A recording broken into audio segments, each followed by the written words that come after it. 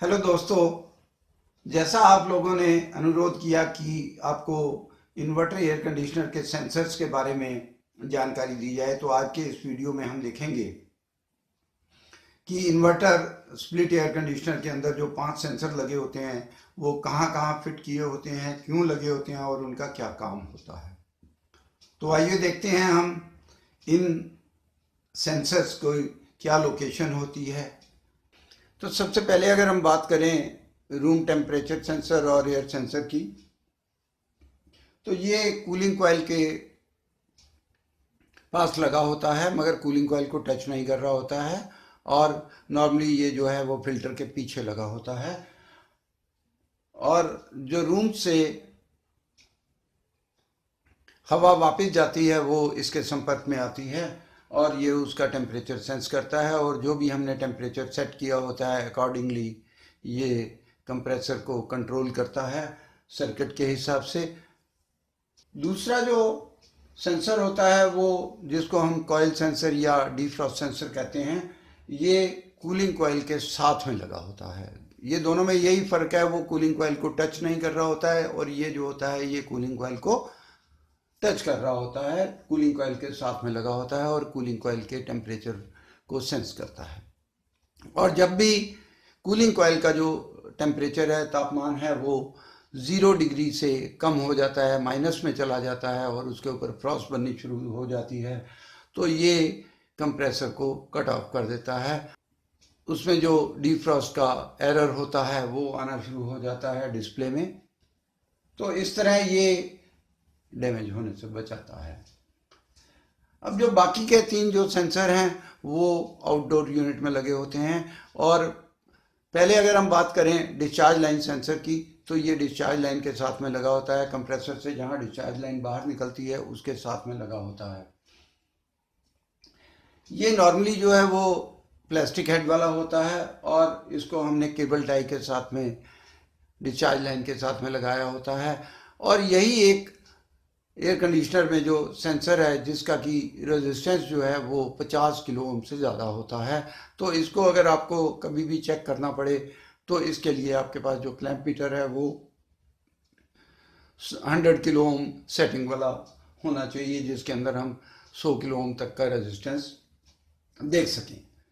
तो जैसे ही discharge line का टेम्परेचर जो है नॉर्मल हो जाता है किसी वजह से, जो बहुत ज़्यादा हीटअप होता है, तो ये प्रोटेक्शन मोड में चला जाता है, और उसकी जो एरर होती है वो ब्रांड के हिसाब से, जो उनका एरर कोड चार्ट है उसके हिसाब से उसमें एरर डिस्प्ले करना शुरू कर देता है और यूनिट को प्रोटेक्ट करता है। इन्वर्टर स्प्लिट एयर कंडीशनर की प्रोटेक्शन बहुत ज़्यादा की गई है, इसलिए इसके अंदर एक और जो है वो सेंसर लगाया होता है जिसको हम लिक्विड लाइन सेंसर या कंडेंसर टेम्परेचर सेंसर हम बोलते हैं। और ये जो सेंसर होता है कंप्रेसर के आउटलेट पे लगा होता है, और ये लिक्विड जो हाई प्रेशर हाई टेम्परेचर का जो लिक्विड होता है उसका टेम्परेचर जो है वो सेंस करता है। तो इसका जो काम होता है वो ये होता है कि जब भी कभी इस लिक्विड रेफ्रिजरेंट का तापमान जो है वो सामान्य से ज़्यादा हो जाए, जो अपना नॉर्मल टेम्परेचर है उससे ज़्यादा हो जाए, ये किस वजह से होता है कि कभी कंडेंसेशन पुअर हो गई, कंडेंसर जो है वो गंदा होता है और कंडेंसर जो है वो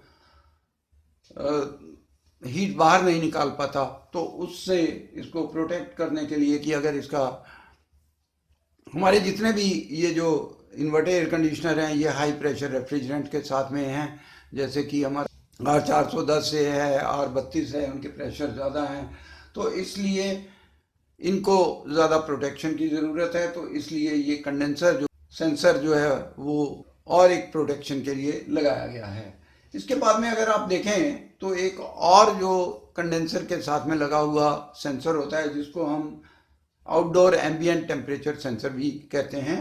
और ये सेंसर भी ठीक उसी तरह होता है जैसा कि हमने रूम एयर टेम्परेचर सेंसर जो लगाया होता है, ये भी कंडेंसर को टच नहीं कर रहा होता है, इसलिए इसको हम एक प्लास्टिक की केसिंग में कंडेंसर के बाहर की तरफ लगा देते हैं।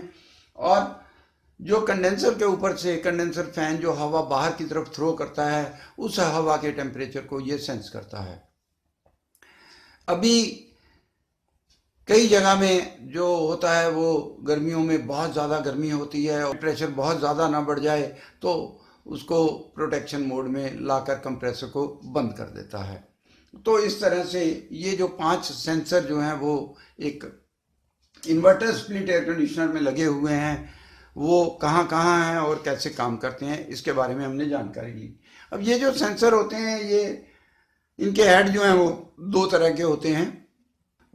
जितने भी कॉइल को टच करने वाले होते हैं उनका जो हेड होता है वो कॉपर हेड के होते हैं, और दूसरे जो सेंसर होते हैं जो एयर को सेंस करते हैं वो प्लास्टिक हेड के होते हैं।